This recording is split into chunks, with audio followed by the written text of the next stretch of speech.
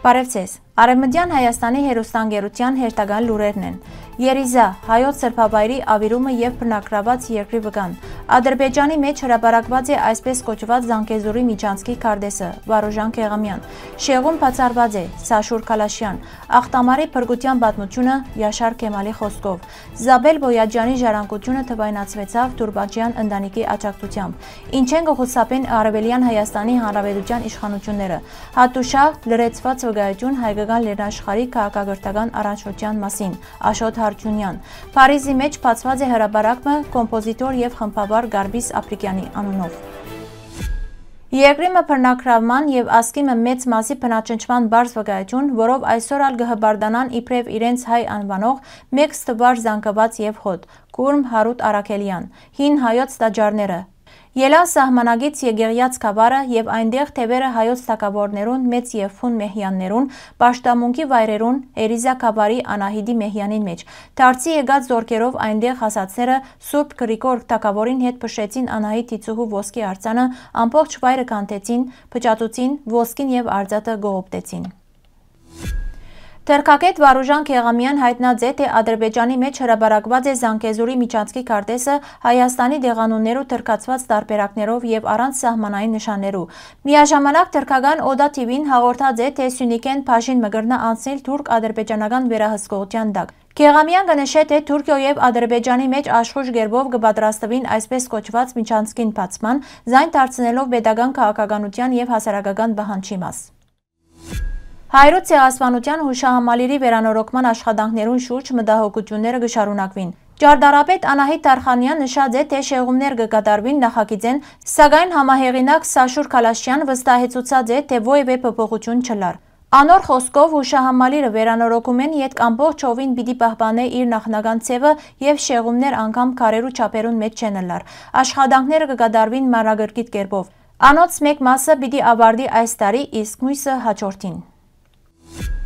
1951 թվականին Թուրքիո իշխանությունները որոշած էին ավիրել Վանի Ախտամար գղզիի Սուրբ Խաչ եկեղեցին, ինչպես նաև շարք այլ հայկական հուշարձաններ։ Եկեղեցվո քանդման աշխատանքները սկսած էին հունիսի 25-ին, սակայն անոնք դադրեցան թուրք նշանավոր գրող Յաշար Քեմալի միջամտությամբ։ Այդ տարիներուն երիտասարդ լրագրող Քեմալը բադահապար դեղեկացած էր Ախտամարի Սուրբ Խաչի վրա սկսած աշխատանքներուն մասին։ Ան հանդիպած էր Վանի բժիշկ գնդապետ Ջավիդ Բեին, որ պատմած էր դեղի ունեցածին մասին եւ օգնության գոչ ուղած։ Քեմալը գապ հաստատած էր Ջմհուրիետ թերթի խմբակրության հետ եւ խնդրած էր միջամտել։ Քանի որ անց Թուրքիո գրթության նախարարը հրահանգած է դադրեցնել ավիրումը։ Այսպես 1951 թվականի հունիսի 25-ը կհիշվի որպես Ախտամարի Սուրբ Խաչ եկեղեցվո փրկության օրը։ Յաշար Քեմալի քաջակորձությունը դարձավ ոչ միայն մշակութային ժառանգության բաբանության, այլև մարդկային արժանապատվության խորհրդանիշ։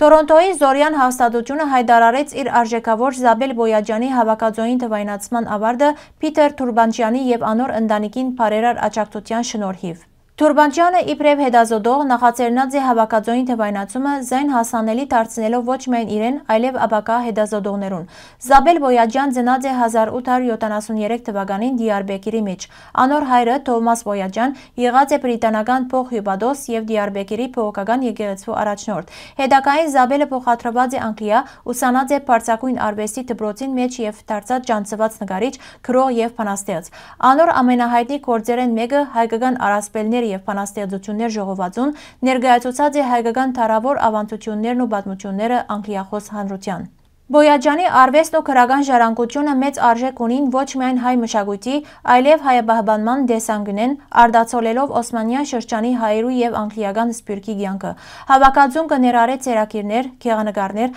լուսանկարներ եւ անձնական նամակներ, դառնալով անկնահատելի աղբյուր մշակութային եւ պատմական ուսումնասիրություններուն համար։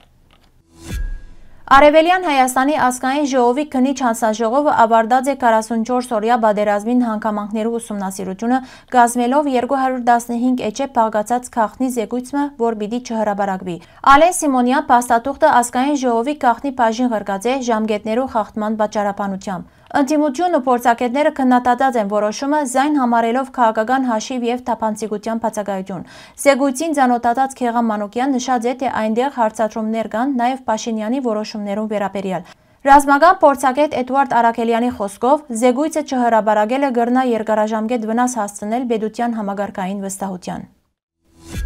Վերջին տասնամյակներու բեղումները Արևմտյան Հայաստանի սահմաններուն գտնվող Հատուշա հնավայրին մեջ կվկայեն, որ այս վայրն իսկապես եղած է հայկական լեռնաշխարհի քաղաքակրթական համագարկին մեկ մասը։ Հնակետները ուսումնասիրությունները ցույց կտան, որ հետագան մշակույթը լեզվական եւ թիծապանական գաբեր ունին հին հայկական ավանդություններուն հետ։ Արձանագրություններուն մեջ կհիշադակվին Արամա եւ Հաննա աստվածները, ինչպես նաեւ արարատյան մշակույթին հարող դեղանուններ։ Հակառակ այս ակնհայտ փաստերուն, Անկորայի իշխանությունները Հատուշան կներկայացնեն իբրև թրքական հողի քաղաքակրթություն, անտեսելով դարաճաշրջանի բնիկ հայ ժողովրդի թերը։ Հայ մասնակիցներու բացակայությունը բեղումներ են, միջազգային գիտնականներու կողմէ կնկատվի որպես պատմության քաղաքական խախտում։ Հատուշա, Բորդասար, Արմավիր եւ Էրեբունի կկազմեն նույն քաղաքակրթական շղթան, ծագումով հայկական լեռնաշխարհեն, որ եղած է առաջին պետական եւ մշակութային համագարկերու բնորանը։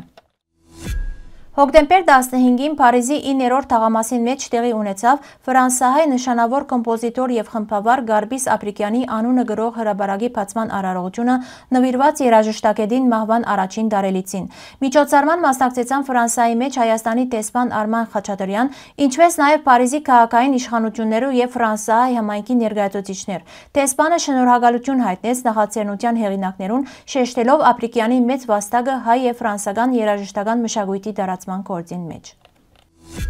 Հարգելի հայրենագիտներ, այսօրվան համար այսքան էինք նախադեсած։ Շնորհակալություն ձեր ուշադրության համար։ Լավ մնացեք։